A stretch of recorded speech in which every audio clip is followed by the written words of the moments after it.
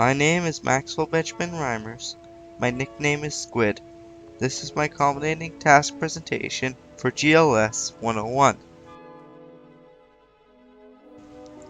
In this assignment, I will share what I have learned from this course, and in particular, the skills and strategies that will help me adapt to a 2-term curriculum from a 10-month academic year I was used to.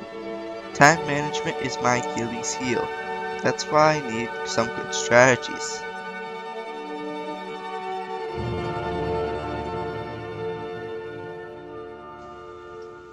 I did half of my elementary school at both Gatestone and St. Mark's. I was homeschooled for 3 years from grades 4 to 6, and then I returned to Gatestone for grades 7 to 8. I graduated on the honors list and wore a formal kilt at graduation. I knew time management would be a big factor in how I would adapt to the 2-term academic year. It was really lucky that GLS 101 was available in the first term of my freshman year. With new strategies and old strategies reviewed, it will help me set the tone to a good approach. The course both fulfills an elective for my graduation diploma, and it came at the right time.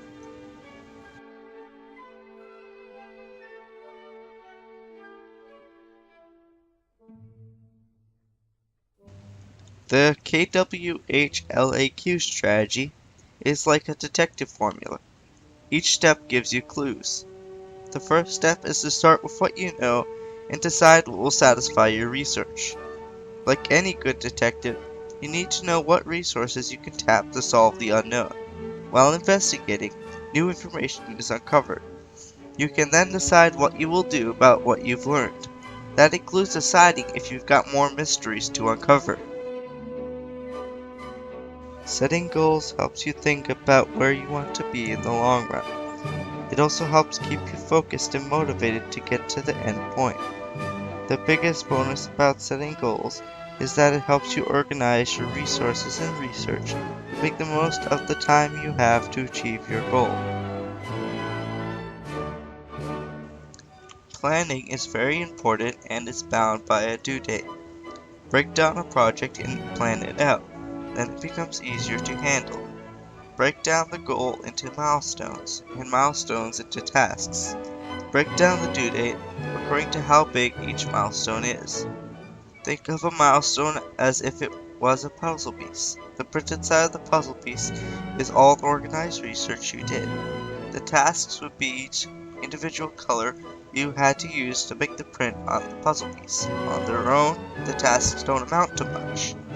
Put tasks together and you've got a key puzzle piece, or milestone. Put the milestone puzzle pieces together and you've achieved your goal.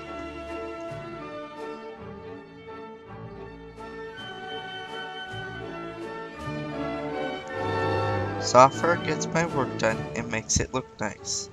I can create the pieces of my project as I go along and update multiple documents at the same time. That's the beauty of software applications. It's all about multitasking. I am comfortable with that. A picture is worth 1,000 words. It is faster to get the same information with an image than it takes time to read about it. However, it has to be a meaningful image relevant to the information, otherwise it becomes ineffective or worse, confusing. With good images, it's easier to see the relationships in the data, to see evolving trends, and to group information into categories. Combining images with oral explanations enforces the information intended to be shared. Instead of a written word outline, I use a bubble web with the core idea in the center. Main topics for the core idea explode out. From there, I usually go to PowerPoint and set up my slides in the order that I want them. One slide for each main topic. Subpoint slides can be added for main topics as needed. I will use a fishbone diagram only if the main points have important points that need to be broken down some more. That usually means even more slides. I definitely use a fishbone diagram when it's a word essay. Finally, I use a flowchart to try and make sense of which parts are standalone and which depend on others.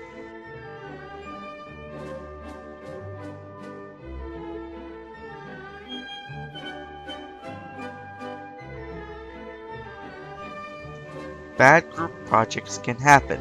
It happened to me. In my personal experience, it was all due to poor planning. Poor planning makes communication very difficult. Even though we knew the due date, we didn't have any idea how much work each of us thought we would need to do. We didn't have the same vision for the overall project. When we collated our project parts together, we ran out of time to pick a common background scheme. Still, I would like to work with this person again on another project now that I've had more practice with better strategies for group work. Good experiences with group work also happens.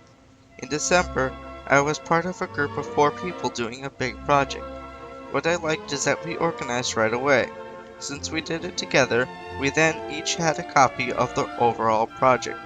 That made it easier to choose research that fit with each other's parts. We then self-paced and self-directed ourselves to get our work done. We kept in touch by text messages and used our class time effectively. Communication and planning make it a good experience. I would work with them again. Whichever career path I choose, I will have developed a skill set that I can fine-tune while at Westmount and continue to use my whole life through.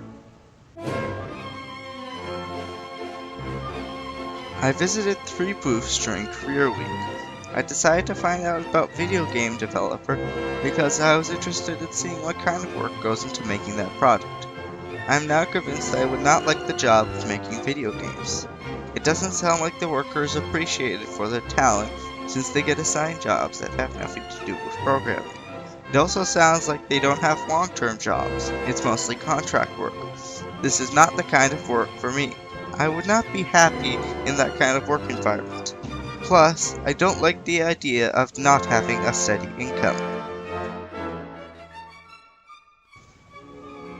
Another particular option I looked into was joining military service, in particular the Air Force.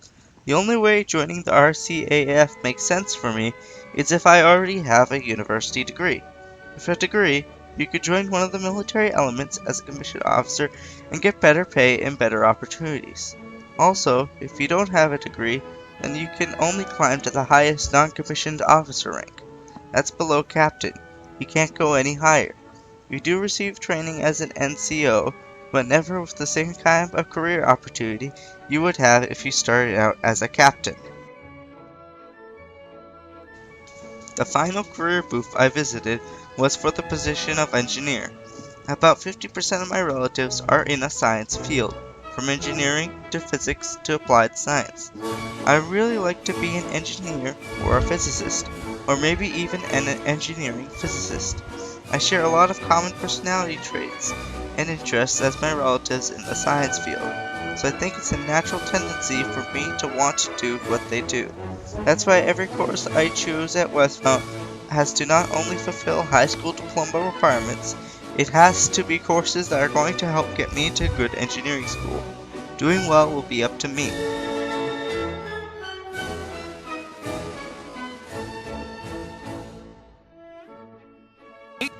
The most important transferable skill, I think, is the ability to do teamwork. There is no I in team. Actually, there are many. A good team forms a chain mesh of people that do their own work as it fits in the overall plan, so that if one link fails or one person has a shortfall, the whole team doesn't collapse, but can keep going and share a negligible load due to the shortcoming.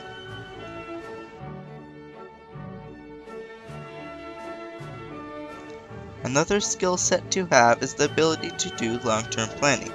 Like adventurer John Goddard, doing long-term planning, you can set yourself up to do many concurrent and consecutive goals.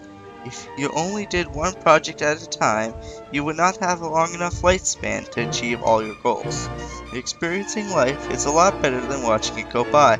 It's the same thing with business. To keep going, A business has to get going, all departments working together to carry out long-term planning to achieve goals. A third transferable skill that works well with doing long-term planning and teamwork is taking time to reflect.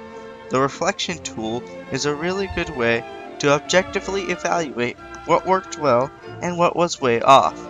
It's easier to see how strengths drive success and how weaknesses can be specifically redirected as a piece of the action that needs tweaking. In the long run, it makes me more capable. I think I already knew a lot of the strategies discussed in GLS, but I didn't understand them well. Mostly, when I used to do a project, I started with an idea like it was a snowball. Then, like having a snowball roll down a hill, my work would get bigger, and along the way, I would pick up what I needed. I didn't think about planning or time limits, or a focus question, or how much insight I had to get into. I am still not an expert at learning strategies, however I am better at seeing how to improve. This will make my academic life at Westbound a lot less stressful, and with a little more long-term planning, it will be a lot more fun.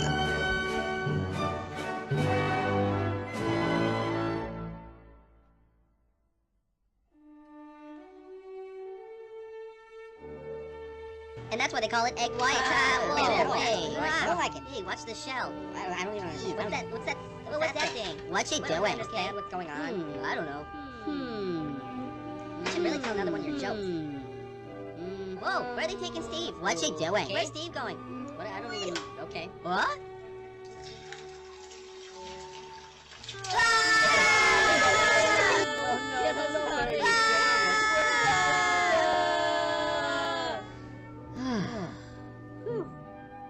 Hey, who wants to hear a joke?